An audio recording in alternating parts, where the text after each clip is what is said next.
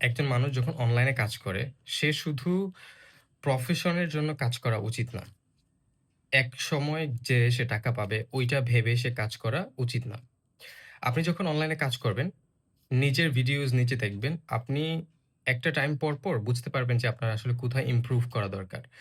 তো যত বেশি আপনি আসলে অনলাইন সেক্টরটাতে কাটাবেন, ভিডিও মেকিং এ স্পেশালি আমি বলছি রিলস দেখে না, তখন আপনি বুঝতে পারবেন যে আপনার ভিডিওর কোন দিকে ইমপ্রুভ করা দরকার। আপনি বাংলা ভাষা বলছেন। বাংলা ভাষায় কোথায় ইমপ্রুভমেন্ট দরকার? আপনার ফেস এক্সপ্রেশন এ কোথায় ইমপ্রুভমেন্ট দরকার? ড্রেস আপ এ কোথায় ইমপ্রুভমেন্ট দরকার? হেয়ার কাটে ওভারঅল কোথায় ইমপ্রুভমেন্ট দরকার? আউটসাইড ব্যাকগ্রাউন্ড এ কোথায় ইমপ্রুভমেন্ট দরকার? এই বিষয়গুলো সম্পর্কে আপনার ধারণা চলে আসে এবং আপনার একটা সেক্টর খুব ডেভেলপ হয়।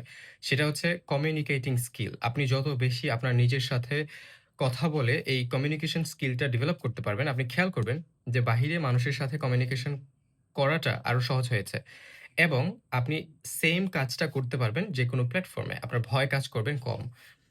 যারা অনেক ভালো কথা বলে, তারা বেশিরভাগ ক্ষেত্রে টিচার সেক্টর থেকে আসে। কারণ তাদেরকে কথা বলতে হয় অনেক বেশি। ওই বিষয়টা তারা টিচার বলে এই সুযোগটা পেয়েছে। ঠিক সেইম সুযোগ আপনিও পেতে পারেন অনলাইনের মধ্যে। কেননা অনলাইন আপনাকে একটা ভ্যারাইটি দিচ্ছে এই জায়গাতে কাজ করার।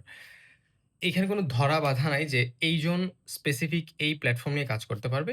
যার যেটা খুশি সে সেটা নিয়ে কাজ করতে পারবে। তবে সাধারণভাবে অডিয়েন্স তাদেরকে পছন্দ করে যাদের এই প্ল্যাটফর্মগুলো সম্পর্কে ভালো ধারণা আছে। আপনার ভিডিও ব্যাকগ্রাউন্ড ভালো, আপনার ফেস এক্সপ্রেশন ভালো, আপনার বাংলা ভাষাটা মানুষ শুনতে পারছে। অডিয়েন্স যারা শুনছে তারা বুঝতে পারছে। এই বিষয়গুলোকে যখন আপনি যত বেশি ডেভেলপ করতে পারবেন, সেই ক্ষেত্রে ভিডিওগ্রাফি বলেন, ইউটিউবিং বলেন, অনলাইন প্ল্যাটফর্মে কাজ বলেন, একটা সাকসেস আপনি পেয়ে যাবেন। এখন প্রশ্নে আসি বুলিং এর। অনলাইন প্ল্যাটফর্মে কাজ করতে গেলে সবার ১ম এ যেটা আসে সেটা হচ্ছে বুলিং। আপনাকে বুঝতে হবে যে বড় সেলিব্রিটি মানুষেরা ওরাও নিজেরা বুলিং এর শিকার হয়। কেন হচ্ছে? কারণ একটা সেক্টর তারা কাজ না করে তারা তাদের ওই ইমপ্রুভমেন্ট এর যে সময়টুকু তারা নিজেদের উপর কাজ করল হইলে, সেইটা তারা ব্যবহার করছে আপনাকে সমালোচনা করতে। অর্থাৎ ইনডাইরেক্টলি দে আর ড্যামেজিং দেমসেলফ। তারা তাদেরকে ক্ষতি করছে। আপনাকে কমেন্ট করার মাধ্যমে, বাজে কথা বলার মাধ্যমে। এইটার মাধ্যমে তারা একটা ভালো কিছু করছে। সেটা হচ্ছে আপনার এনগেজমেন্ট বাড়িয়ে দিচ্ছে। ওরা যখন বাজে কমেন্ট করে, তখন তারা তাদের নিজের অজান্তে আপনার ভিডিওর একটা এনগেজমেন্ট বাড়িয়ে দিচ্ছে। তো সেই কারণে আপনাকে যখনই অনলাইন প্ল্যাটফর্মে কাজ করতে হবে, তখন এইসব মাইন্ডসেট নিয়ে কাজ করতে হবে যে এটা একটা প্রফেশন। আপনি একটা প্রফেশন আসলে ১ মাস কাজের মাধ্যমে পেয়ে যেতে পারেন না। আমরা যদি এডুকেশনের কথা চিন্তা করি, ১০ বছর ১২ বছর কাজ করে একজন একটা প্রফেশন পায়, একটা জব পায়। YouTube এ বা যেকোনো সোশ্যাল প্ল্যাটফর্মে আপনি ১ মাস ২ মাস কাজ করে আপনি ভাবছেন, আমার কেন ভিডিও আ ভালো আর্ন হচ্ছে না ভিডিও থেকে বা মনিটাইজেশন কেন অন হচ্ছে না? চিন্তা করেন যে এডুকেশনের যে সেক্টরটা সেখানে আপনি ১০ বছর বা ১৫ বছর স্পেন্ড করে একটা চাকরির আশা করতে পারেন।